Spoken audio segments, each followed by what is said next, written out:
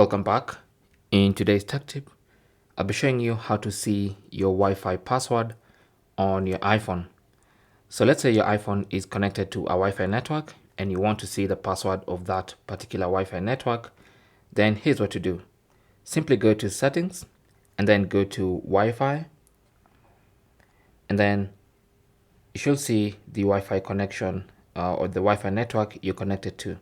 So what you want to do is tap on I to see more information about that Wi-Fi connection. One of the information or one of the pieces of information you're going to see is the password, and you can tap on it and scan your face or put in your passcode, and that will show you the password in plain text. So that is the password of the Wi-Fi network I'm connected to currently. So from here, you can either copy and send it to your friend or do whatever you wanted to do with the Wi-Fi password. Thanks for watching.